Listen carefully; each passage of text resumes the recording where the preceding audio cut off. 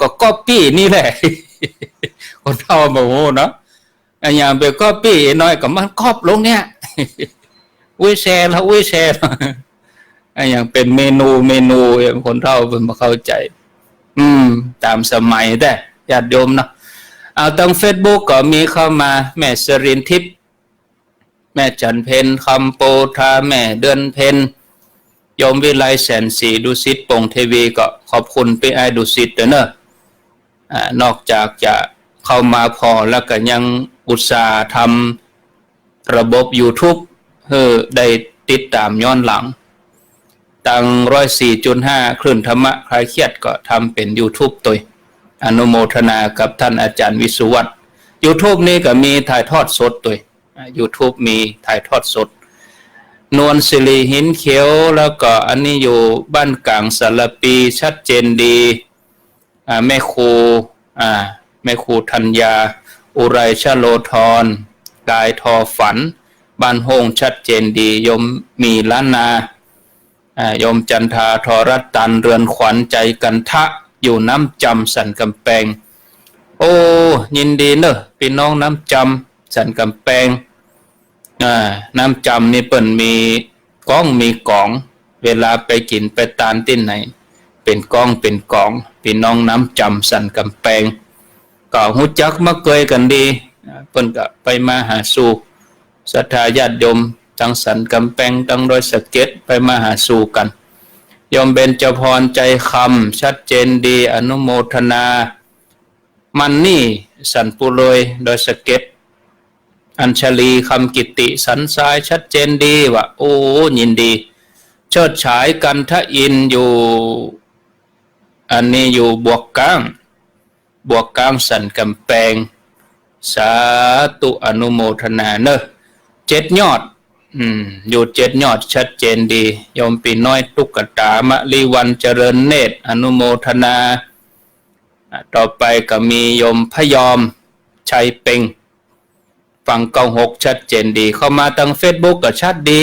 ถึงเสียงถึงภาพอนงปวงขันค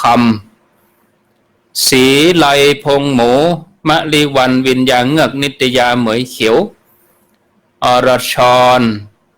นามชัยยาอนุโมทนาเนอะอยู่ดอนจัน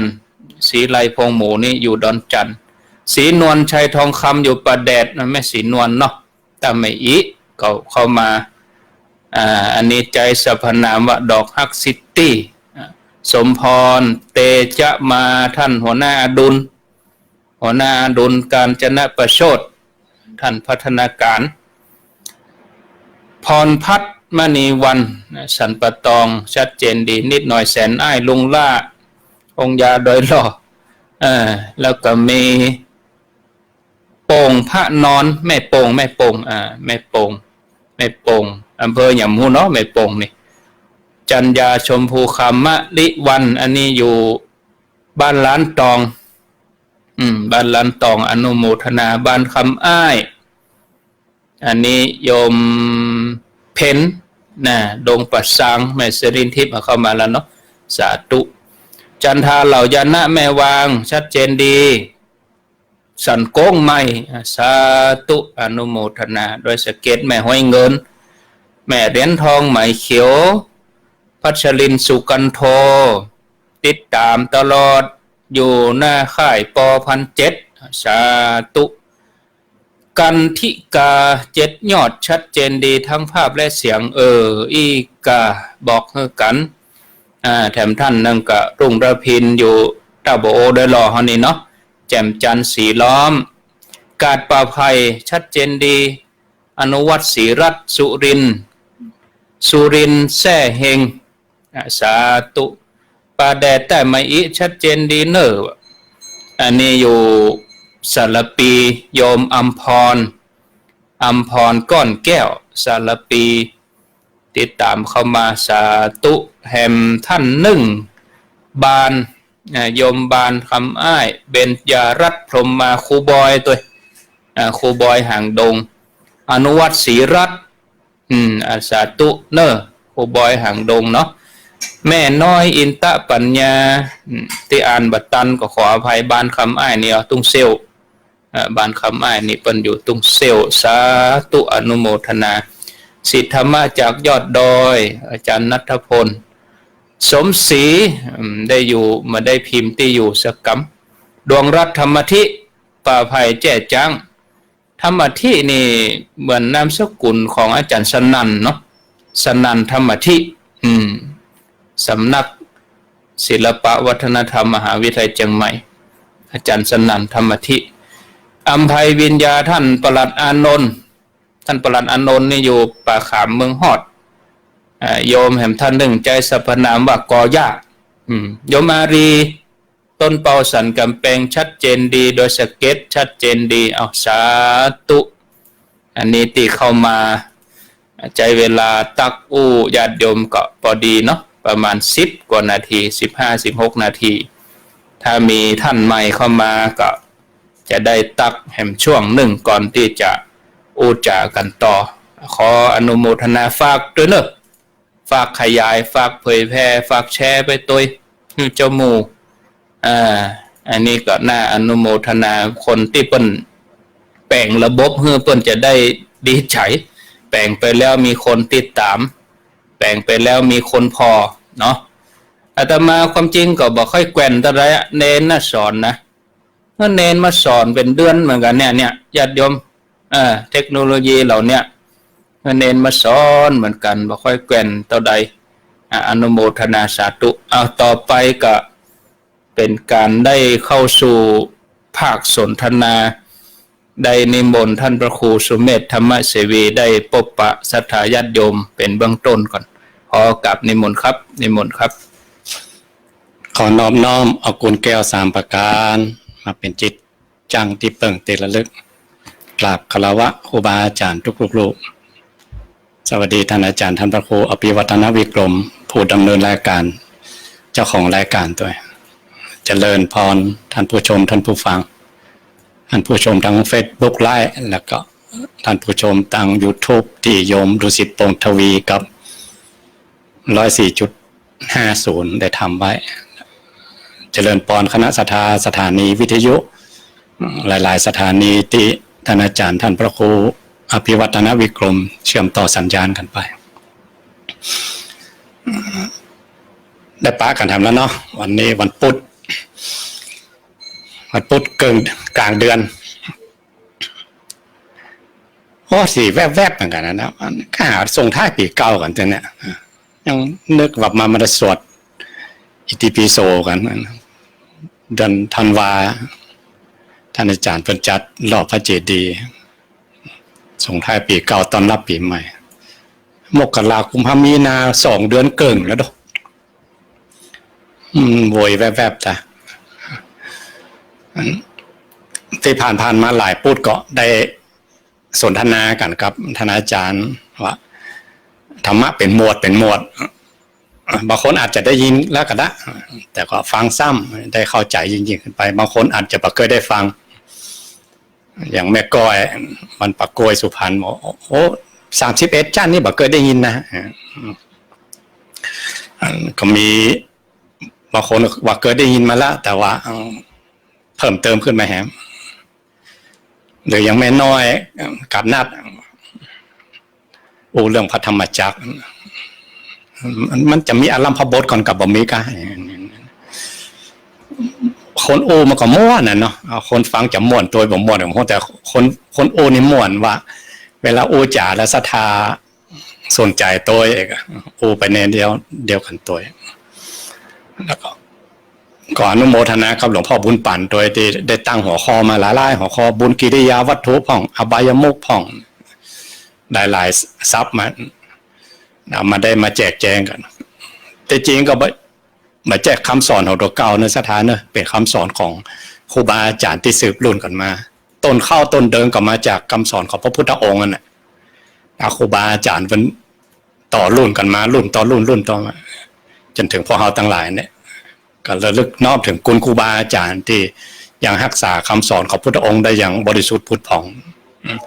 นั่นที่จะจะจากันไปนี่ถือว่าเป็นคำสอนของพระพุทธองค์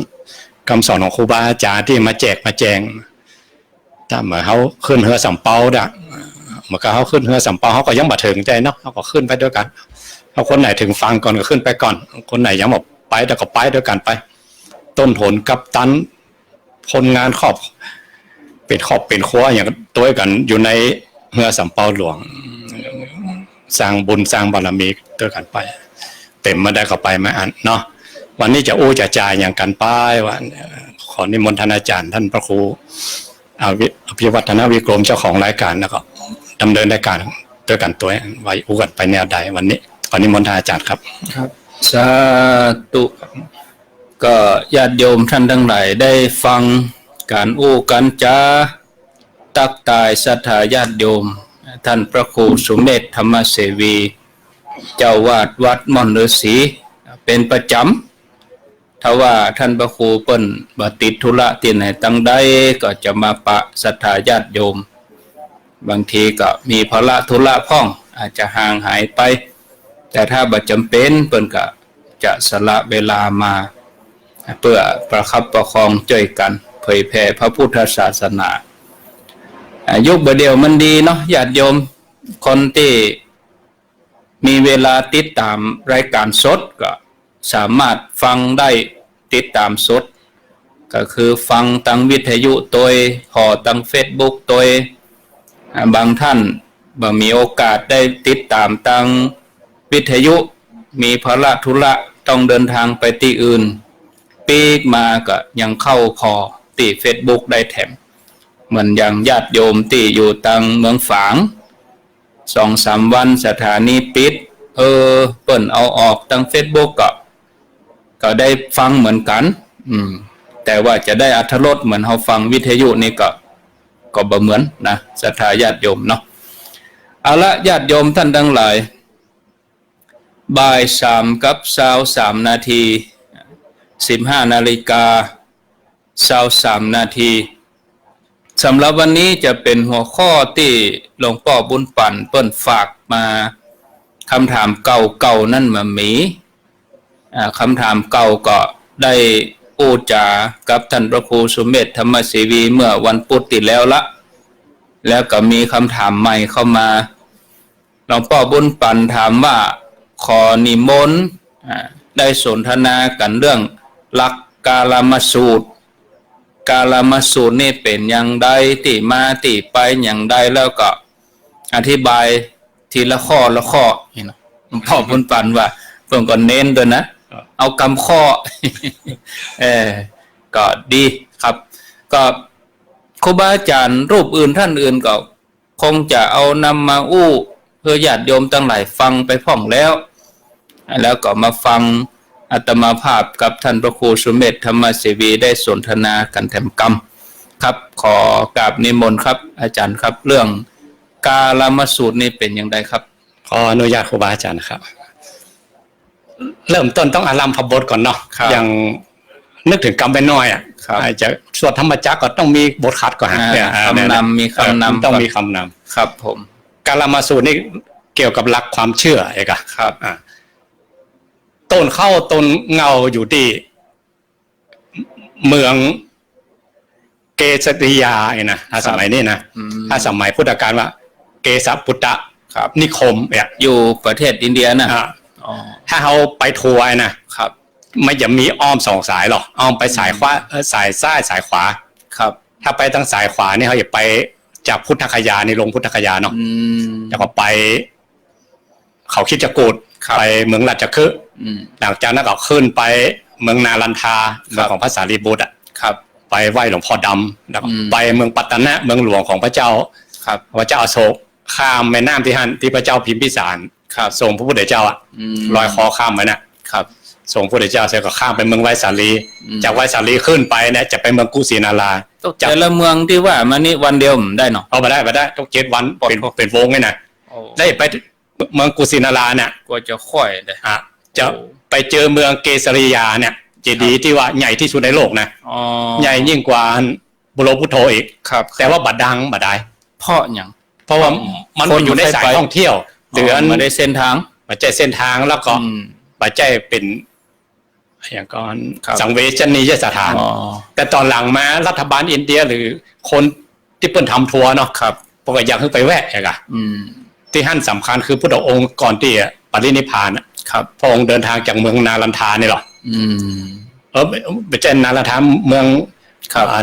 ปาวาลเจดีย์ที่ไพศาลีจะขึ้นไปเมืองกุสินาราก็ผ่านจากแคว้นวัดชีไปถึงมันลากษัตริย์เนี่ยก็เอาบาทให้กับมันลากษัตริย์เนี่ยบรรจุที่เกสริยาจีดีเนี่ยตัวเนี้ยสมัยพุทธกาลว่าเกสะปุตตนิคมครับแล้วหมู่นี่อันเปิ้นก็ชื่อเมืองมาตั้งเป็นสูตรเป็นพระสูตรนะอันนั้นพระสูตรเนี่ยเกตะปุตตสูตรครับแล้วหมู่นี่มันเป็นเส้นทางท่องเที่ยวสมัยครับเส้นทางกล้าขายห้องเส้นทางที่หมู่นักบวชทั้งหลายผ่านไปผ่านมาห้องครับก็มีคณาจารย์ต่างๆมากมายอะนักหลายหมู่ผ่านไปคนนั้นมากับมาอู้อย่างนั้นนะขอค่าเนี่ยคนนั้นมากับอู้อย่างนี้ต่างคนต่างอวดดีอวดเก่งบรรลือสีหันหน้าเลยครับคนในเมืองก็ซับซ้อนเลยอันอย่างมันแต้เนี่ยก็ถ้าจะยังบะเดียวเนี่ยกับหูที่เขาอันนี้เขาเอาแว่ข้างต่างเลยเนาะโควิดอะกะกลัวก็ไปบางทีก็เอาบัตรตันยองบนหินสูตรยาซะป่าวะเนาะสูตรยาเอาใบหิน5 ก้อนเอาหน่วยบัตรตันเอาใบบัตรก่อนเนี้ยมดนะเอาหมดเอาหมดแสดงว่าคนหวยหาซ่องที่เปิงหรอกครับมันนั่นมันผวากลัวต้นเหตุของศาสนาเนี่ยเหมือนกันนะความกลัวหรือความตุกเนี่ยแต่อย่างไรเอาซ่อหาดิ้นรนน่ะมีอย่างเป็นตีเปิงแล้วจะเจือไผ่เนาะพระพุทธเจ้าเดินทางเส้นนี้มาบ่อยแล้วนี่มาแหมละลุนนี่เนาะองค์นี่มาแหมแล้วสมณะโคดมไม่ว่าได้ครับมาแนวใดหาเห็นก็แสดงว่าเมืองนี้เป็นที่ชุมนุมของนักปราชญ์เพิ่นผ่านไปผ่านมาหรอกเป็นเมืองผ่านเนี่ยครับเมืองผ่านครับแล้วก็พระองค์เนี่ยสูตรเนี่ยเป็นสูตรที่คนทั่วโลกเพิ่นยอมรับกันนะครับว่าอย่าปักใจเชื่อเนอะย่างเอาอย่าปรงใจเชื่ออีกจะไปฟังเจือเตื้อแต่ว่าถ้าเขาอู้ถึงเรื่องบุญ10 ประการนะที่ทุชุกรรมนะมี2 อย่างนะบางคนสุดโต่งเลยบอกว่าอย่าปรงใจเชื่อกับบัดเชื่อสักอย่างบัดใจนะเอาสักอย่างกับบัดใจข้อมูลทั้งหลายความพูดทั้งหลายอยู่นี่แหละต้องสั่งสมเทียบว่าเหมือนกับเขาว่าอย่างเขาอู้วันนั้นตีอันไผ่ตีอันสารปีที่ถามว่าอันปิมโบกครับปิมโบก8เรื่องพิญญาครับวิโมกข์8จะรู้พ้นจากวิโมกข์ต้องได้วิโมกข์ก่อนอย่างปฏิสัมภิทาวิโมกข์คือรูปฌาน4รูปฌาน4เนี่ยครับมันต้องได้ถึงจะพ้นเนี่ยทำได้ก็บ่พ้นถ้าบ่ได้ก็บ่พ้นแสดงก็บ่ได้นะก็ถึงบ่พ้นน่ะอันนี้เหมือนกันบางคนว่าจะไปเชื่อเลยปัดไปแล้วบ่ต้องบ่เชื่อสักอย่างนะไผก็บ่เชื่อสักอย่างบ่ใช่ก่อนจะมาอย่างอันแหล่งความรู้คืออยู่นี่แสดงว่าเข้าบ่ลึกแต่เข้าบ่ถึงพิจารณายังบ่ถึงก็เลยปัดไปเลยเอาอย่างงี้เอาอุปมาอย่างนึงว่าอย่างน้ำบาดาลเนี่ยครับเฮาสูบขึ้นมามันใสนะแต่ว่ามันอยู่ในดินมันบ่โดนอากาศนักเรียนให้เรียนเคมีไปฮู้มันเป็นอีออนไอออนมันเป็นสนิมเล็กเองอ่ะบ้านเฮาว่าน้ำหักครับแต่สูบขึ้นมันใสอ่ะมันบ่โดนอากาศครับอย่างใดก็ต้องเอาไปไว้ให้ก่อนเอาไว้แล้วไม่กลายเป็นตัวครับเขากลายเป็นตัวแล้วมากรองแต่ไม่เสียเวลาปั้มแห่งกรรมนั่นพวกนักวิทยาศาสตร์นักเคมีเขาเลยคิดค้นตัวสารตัวหนึ่งครับชื่อว่าแมงกานีสไปจับมันแมงกานีสผมเอาน้ำที่มันเป็นน้ำสนิมนี่นะใสๆนะพอโดนแมงกานีสดูดมันมาเป็นกรองเลยไม่ใช่กรองดูดมาเลยแต่ถ้าเอาซ้ายเอาทานอย่างกรองมันบอกกรองเพราะว่ามันยังบอกโคนเด้อเอาบ่อยู่เนาะมันยังบอกโคนเด้อครับแต่ถ้ามันคูณแล้วก็ไม่เสียเวลาปั้มเหมือนตัวไงไม่ต้องปั้มเหมือนก่อนแม่นเพราะนั้นเปิ้ลเลยเอาแมงกานีสไปดักมันก่อนเอาแมงกานีสเป็นตัวกรองตัวแรกครับแล้วก็มากรองด้วยทานด้วยทรายกลายเป็นน้ำใสแต่สูขึ้นมามันใหญ่มันใสนะก็น่ะเอามาใจ2-3 วันโอ้เมียกระเบื้องแดงบลึงบลังอันน่ะเขาบอกว่ามันต้องกรองฮะเพราะว่ามันใสแล้วบ่ใช่มันต้องมีแรงบาดาลมาถึงกรองอันนี้เหมือนกันรักความเชื่อเหมือนกันมันต้องมีแรงมาก่อนแล้วมากรองที่มาที่ไป มากรองบางทีมันมาแบบใสๆเพราะว่าเหมือนใจมันบางทีมันเป็นนะมีก็ มันมีน้ำหักเลยนะมันมาใสๆเนี่ย มีอยู่หั่นหลกมันเจือปนอยู่ในหั่นหลกแต่พอมันโดนอากาศมันโดนอากาศก่อนนั่นบ่อบาดาลทุกตีนะเปิดแปลงโฮหรอกแปลงโฮนักๆครับพอโซ่ลงมาขึ้นเป็นโฮมันไปโดนอากาศเหมือนเฝ้าเนี่ยก็จริงๆเจ้าว่ากองนะเติมอากาศคืออาการมันกับเฝ้าอ่ะเขาต้องต่ำให้มันละเอียดนะถ้าแบบละเอียดมันบุบไว้หรอกแม่นส่วนผสมมันมีอันนี้เหมือนกันพอมันสูบมาใหม่ๆน่ะมันต้องผสมกับอากาศพอผสมอากาศแล้วแมงกานิดมีดูดได้ง่ายไงบางคนนี่ก็สงสัยก็น้ำสูบมาใหม่ๆเอาไปสะไปกองอย่างบนโซ่ไปเช็คกองเพื่อเอาแน่เอาอากาศใส่เข้าไปถ้ามันเป็นลำโจโลออกมามันผสมไหมแม่นมันผสมเหมือนกับเฝ้านะกะเม็ดมันใหญ่แต่ถ้าทำมันเป็นเม็ดน้อยๆอากาศแทรกเข้าไปครับพออากาศแทรกเข้าไปแมกกานิซมันรุดต่างดูดหรอกพอดูดถ้าเวลากองออกมาใส่เลยสะดวกขึ้นเนาะแต่ถ้าอันนี้หรอถ้าเขาสูคนมาที่มะพร้าวว่าใสๆนะเอาไปไว้ในน้ำโคในถังในอย่างสักกรรมเป็นแล้วคนละครับอันนี้เหมือนกันถ้าแรงบาดาลหมายความแรงบาดาลน้ำบาดาลเทียบเหมือนกับความรู้เหมือนกันครับก็มาจากเนี่ยหลักกาลามาสูตรเนี่ยแหล่งความรู้มันอยู่ที่หั่นแต่เขาต้องเอามากรองตัวกรองนี่คืออย่างเนี่ยตรงใจเชื่อเนอะครับบางคนไปปัดเดี๋ยวก่อนเนี่ยตรงใจตัวเก่ายังมีบ่อบาดาลนะผมบอกต้องเอาแล้วมันเป็นน้ำหักแต่โดยใครใจอย่างหรอเจอละเจอเสียอย่างละอันนี้มันต้องมีบ่อเขาถึงได้น้ำใจแต่เขาเอาน้ำใจมามันเป็นสนิมไม่ยังไงครับก็ต้องมีตัวกรองมีวิธีเปิ้นมีวิธีเปิ้นแล้วพิจารณาอย่างใดเมื่อพระองค์เสด็จไปเขาก็ตั้งท่าอะไรสมณะโคดมนี่จะมาอย่างใดเนี่ยพระองค์บอกเฮ้ยทำอย่างนี้เนอะมีอยู่10หัวข้อว่าเขาอย่างใดแล้วต้นเหตุของความพูดทั้งหลายมันมีที่ไหนพ่องแต่เขาก็ไม่ถามนะเขาว่าถามนะกะไม่ถามมันจะเจอไผพระองค์ต้องดูว่ามันเป็นโทษก็มันเป็นประโยชน์ก็ไอ้กะเป็นไปเพื่อความพ้นทุกข์ก็เป็นไปเพื่อการคัดเกลาก่อนนั่นเป็นบุญก่อนถ้าตามภาษาบ้านเขาอะแต่ละลัทธิที่มาหั่นก็เขาก็ปฏิบัติตามเหมือนกันนะมันเขาก็ตั้งโคตั้งโวนะกับเขาว่าอย่างนี้คนนับถือเขวเหมือนกันนะเขวนะกับแต่คนต้องมาไม่สักเดือน2 เดือนกับมาเมื่ออย่างเดือน2 เดือนกับมาเมื่ออย่างแล้วพระองค์บอกว่าเนี่ยมี10อย่างเนี่ยแหล่งความรู้มี10อย่างเนี่ยแล้วคือโปร่งใจว่ามันเป็นบุญก็เป็นกุลก็เป็นโทษก็เป็นประโยชน์ก็กรองเนอเองอะ10อย่างนั้นมีอย่างพ่องอันจังมาเสียงเนาะอาจารย์มีครับมีจะเดินไล่เลียงให้ญาติโยมฟังขออาจารย์บอกหัวข้อนะไล่เลียงให้ญาติโยมฟังแล้วก็จะได้มาอธิบายกับอาจารย์ท่านบ่ฮู้เกี่ยวครูบาอาจารย์มึงเกี่ยวตำรามึงเกี่ยวคือเอาเองมึงเนี่ยก็เป็นข้อเนาะเป็นข้อข้อที่1อย่าปงใจเชื่อด้วยการฟังตัวกันมา2อย่าปงใจเชื่อด้วยการถือสืบกันมานับถือสืบกันมาอย่างเนาะ3อย่าปงใจเชื่อด้วยข่าวการเล่าลือ4อย่าปงใจเชื่อด้วยการอ้างตำราหรือคัมภีร์5อย่าปงใจเชื่อเพราะตรรกะคือการหาเหตุเนาะ6อย่าปงใจเชื่อเพราะอนุมานก็คือจ่าว่าเนาะจ่าว่าเนาะคนเฒ่าเนี่ยก็อันอย่างเป็นอนุมานเดี๋ยวจะไปตั้งอนุมานนะมะจ่าว่าอย่างอันจ่าว่าอย่างอีมันน่าจะเป็นอย่างอันมันน่าจะเป็นอย่างอีข้อที่7อย่าปงใจเชื่อด้วยการกึศตามแนวเหตุผลข้อที่8อย่าปงใจเชื่อเพราะเข้ากับกำกึศของเขากึศอย่างเงี้ยแล้วมาอย่างแม่นละเหมือนอย่างที่เขากึศไว้อันที่9อย่าปงใจเชื่อเพราะหันรูปลักษณะว่าน่าดีเชื่อ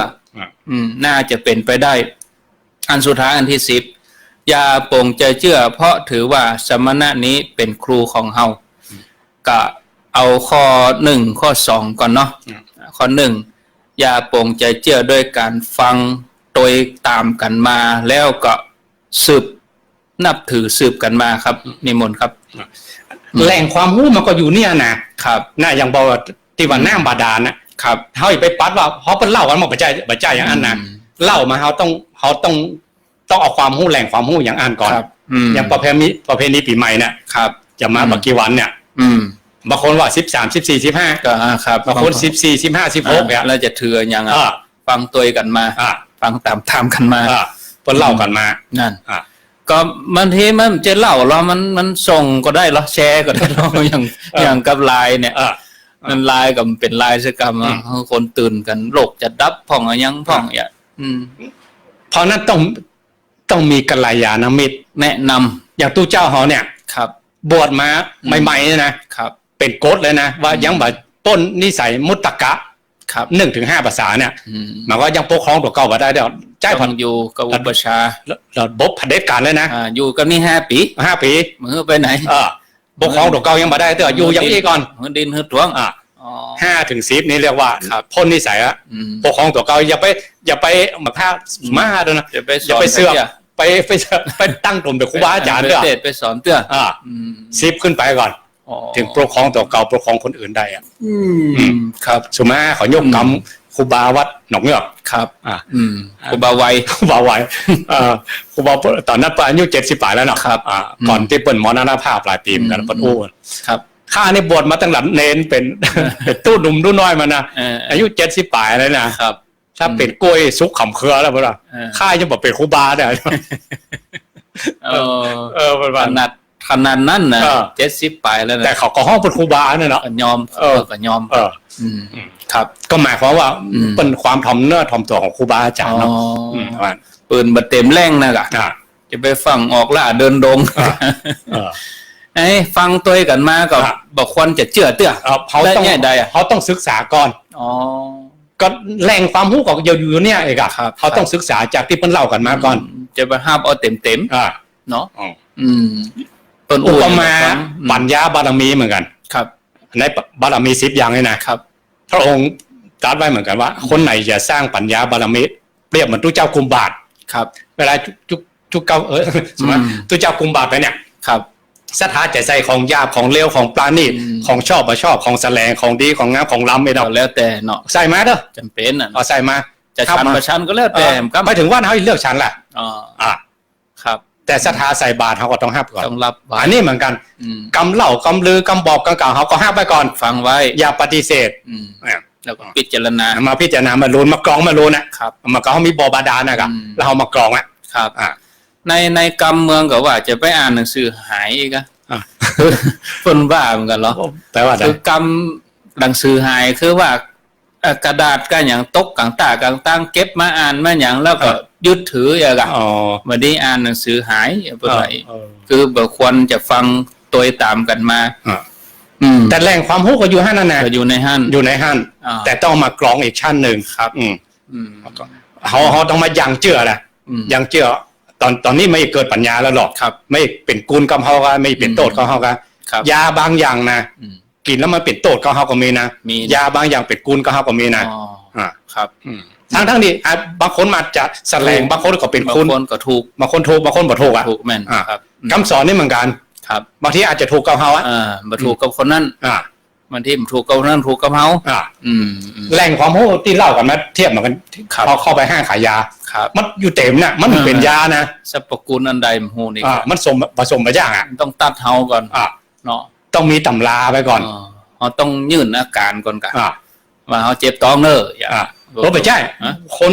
ร้านขายยาเขาบอกฮู้เลยต้องหมอสั่งหมอจะเขียนเอาตามใบเราไปร้านขายยาเคยจ้างด้วยส่วนผสมตอนที่ครับเพราะทั้งที่มันเต็มร้านขายมาก่อมเป็นยาแต่ถ้ามาผสมกัน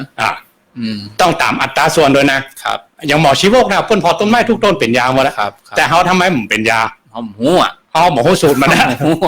อันใดก็เป็นวิธีใจสักอย่างแต่เปิ้นได้ใจหมดกูอย่างครับอันนี้เหมือนกันกำเล่ากันมานะเทียบเหมือนกับยาอยู่ในร้านเต็มร้านนะครับแล้วให้มาใจกับอันอย่างนี้กันครับข้อที่2อย่าปงจะเชื่อด้วยการถือสืบกันมาอันเดียวกันนะสองอย่างมันคล้ายกันตัวกันมาฟังสืบกันมาอย่างเล่ากันมาอย่างนั้นปีใหม่สงกรานต์ก็เลื่อนมาหลายเตื้อหรอก็คือเขาอ่านประวัติศาสตร์บางทีก็1 มกราบางทีก็พวกก็เลื่อนจะหลายเตื้อเนาะ เนาะ มันเรื่องของโลกเรื่องโลกแต่บางคนก็ยึดอย่างนั้นนะ วัดปะนะต้องอย่างนั้นนะบางทีอย่างเรื่องที่ว่าเสียดายฮีตอย่างว่าอย่างเขาตัวตายเบอร์เสียดายตั้งฮีตอย่างเนี้ยนะเนี่ยตั้งหลวงเปิ้นประกาศเลื่อนนะเนี่ยใดเนี่ยเปิ้นเฮือสงการเปิ้นไปกฎหมายมาอย่างเต็กเลยเต็กเลยอย่างแล้วเขาจะยุดก็ไม่ได้เปิ้นเฮือยุดเอาแล้วเขาฝืนโลกได้วะก่อนเนี้ยต้องโอนนอนต้องโอนนอนต้องโอนไปตามโลกนะครับเขามาอ่านประวัติศาสตร์แต่ก่อนถ้าเป็นรัฐเป็นปกครองเนาะ